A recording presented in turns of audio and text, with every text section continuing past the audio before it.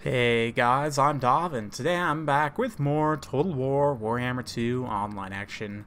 We're back with a cute, cuddly Skaven, another viewer replay of the Rat Boys taking on the haughty High Elves. So let's get straight to the army compositions here. Lord Skroll going to be leading the way. He's got Wither, as well as Pestilent Breath and Pestilent Birth. He's also got Rod of Corruption and the Liber Bubonicus. Two Warp Lightning Cannons, we've got 2 Skaven Slave Spears, 5 normal Skaven Slaves with a core of 4 units of Storm Vermin with Halberds. We've also got the Warp Fire Throwers, a couple of Rat Ogres out to the side, a couple of Night Runners with slings as well.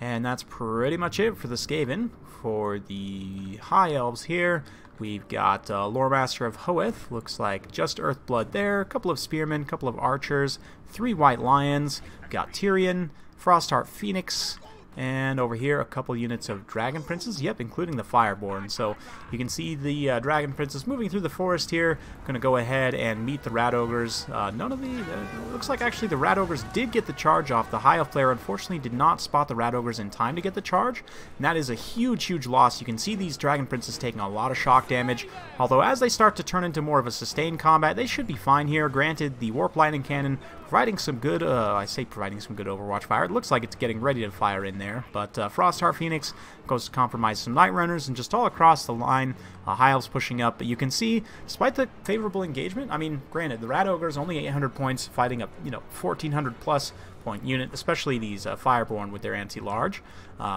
Doing quite well, all things considered, and being able to hold them back for a time. You can see now the High Elves are just about in the front line. These Skaven going to be rushing forward, and man, now that Storm Vermin charge animation is actually pretty cool.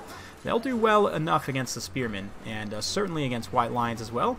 Tyrion charging in very bravely straight into anti-large armor-piercing troops, and didn't quite catch it, but these Warp Fire Throwers had got one decent volley against the White Lions so far. Not a unit you get to see too often, so I'll try and make sure I get some shots of them. But Dragon Princes have taken a lot of damage. Again, I don't know that that was super cost-effective for the Rat Ogres there, but in the front line, certainly, things are not necessarily looking great for the High Elves. It's hard to tell at the moment, but the White Lions are taking some consistent damage. They're getting shot in the flank by those Night Runner slings as well. You can see the Warp Fire Throwers moving out to the flank, positioning very nicely here to fire into the side. It looks like Sunfang goes down. A little bit of a swing and a miss there, but ooh, man, the Warp Fire gets unleashed on these White Lions, just cutting through the flank of that formation, doing quite a bit of friendly fire to those Storm Vermin as well. But, I mean, do you think the Warp Fire Thrower crews really give a crap? Somehow I doubt it. But anyway, Tyrion also suffering pretty badly here. He's been sitting on top of these Storm Vermin for way too long. But, we'll see how he manages to do here.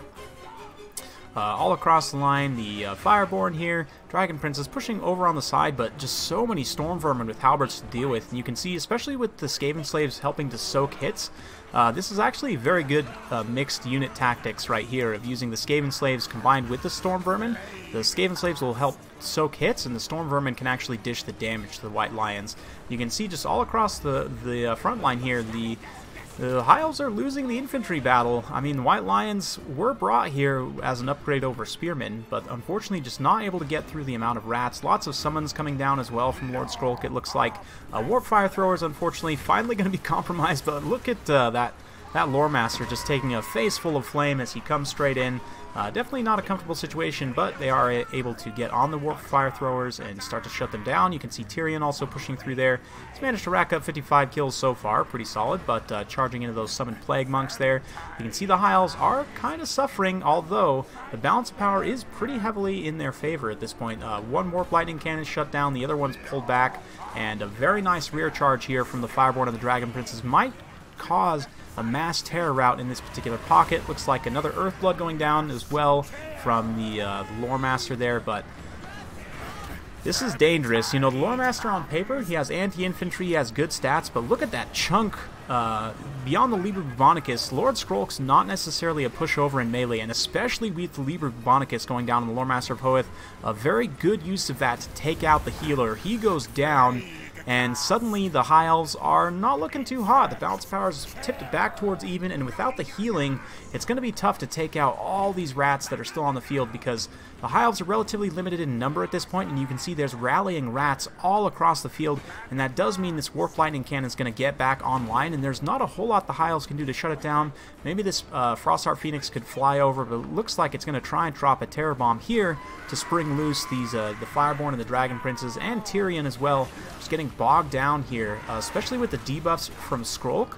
You can see him fighting in this pocket as well. The Storm Vermin, you know, providing that anti-large AP. It's just not a good situation for Tyrion and Gang to be fighting in, and Phoenix is interrupting my shot here. But nonetheless, more Warp Lightning Fire going down on the Dragon Princes in the back, as the archers for the High Elves are starting to get compromised by Storm Vermin.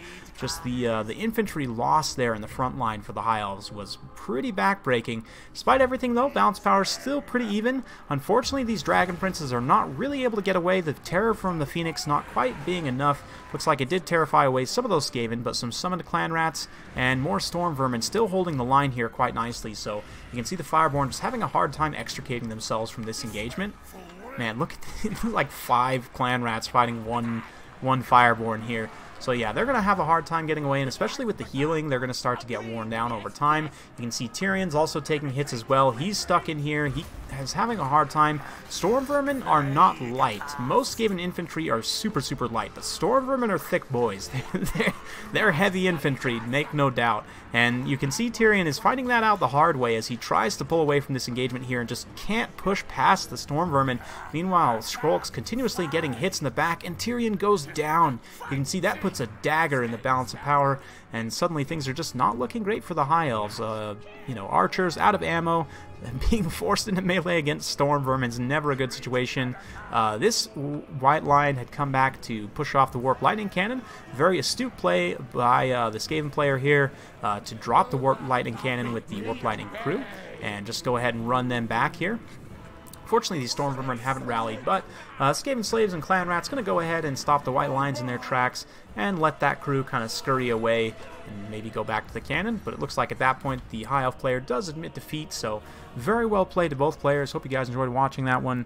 Pretty decent build from Ratman. You know, definitely flooding the field with rats, especially against a faction that struggles with high model count armies like the High Elves. I definitely see what he was going for there, and just that block of Storm Vermin in the middle of the army means that, you know, the High Elves had to fight their way even to get to the Storm Vermin, and then the Storm Vermin ended up just trading very cost effectively in a number of situations there. Skrulk himself racking up 36 kills, 54 and 55 on the 2 Warp Lightning Cannons respectively. 35 on the Warp Fire Thrower, not too bad. Probably wasn't wildly cost effective, but certainly, excuse me, a fun unit. Rat Ogres actually did manage to come back. I didn't quite catch a lot of it, but they did come back and get a little bit more damage done. But even that initial engagement against the Dragon Princess was decent. But yeah, definitely the anti-cav tools, because obviously Skaven, their biggest struggle against the High Elves is going to be heavy cavalry and chariots to a degree. But the anti-cav tools proved to be enough. I mean, granted, this High Elf player went a little bit lighter on cavalry than I certainly would. But it ended up being, you know, the Skaven's anti-large tools ended up being enough. As far as just a build refinement goes for the High Elf player, though, again, I do think chariots and heavy cavalry, even light cavalry, I guess, are going to be your best friends here. So let's switch over to the High Elves, see if we can't theorycraft up a list to take on the Skaven. So we'll go ahead and we'll bring in Tyrion's not a bad choice, but just so that we can get a wide as army as possible, I'm going to go ahead and grab Alariel here. Or, you know what, let's go with Teclis. Alariel gets a lot of love, so let's grab Teclis. We'll keep Bound Fiery Convocation this time, just because against the Skaven you could potentially roast a lot of rats with it.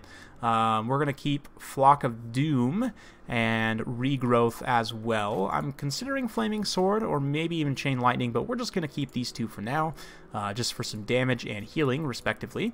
Yeah, we'll also probably cut Kindle Flame here, since we're not taking Flaming Sword of Ruin. And we're not planning on taking too many fire damage units. Now also I would recommend, let's see here, so we'll grab like 4 Tirnock chariots, Let's grab a couple Dragon Princes. We'll grab 4 Spearmen, just for, you know, token front line. We also want some Reaver Archers, something like this. That's actually way too many skirmish units for ladder. I forgot the Tyrannok Chariots actually count as skirmish chariots. So, in that case, we're just going to get the Heralds of the Wind and then 3 Tyrannok Chariots. And the rest, we could, I guess, grab a Noble on a Chariot. That could be some fun as well. Potentially pretty powerful. 1,200 points, not too bad. And then with the remaining funds, maybe we do grab a couple Archers. Or, you know, maybe we could grab one more unit of Reaver Archers, something like that. There's a lot of different ways you could go here. You know, if we fine-tune a little bit of cost, we could maybe take... let's go ahead and cut that Bound Fiery Convocation. That allows us to get 2 groups of melee Reavers who can just act as light cavalry, you know, go in, disrupt the artillery and so on. But again, I just think focusing more on the heavy cavalry and the chariots especially, the key is you need to take out the Rat Ogres before you deploy your chariots. So like in that specific battle, the High Elf player was able to rout off the Rat Ogres there, and you know, after having done that, if they then had some chariots to follow up and just sweep the entire Skaven formation, even against Storm Vermin, as long as you keep them on the move, it's really hard for the Skaven player to take chariots down. So I do think that something like this might be a little bit better. Again, I don't know if this is an exactly ideal build. I could already potentially see some issues with it, like Doom Wheel, for example. But just some thoughts for you guys. Anyway, hope you guys enjoyed watching. If you do like this sort of content, be sure to like, subscribe, hit that bell notification button so every time I upload a new video, you'll be notified. Thanks again for watching. We'll see you next time.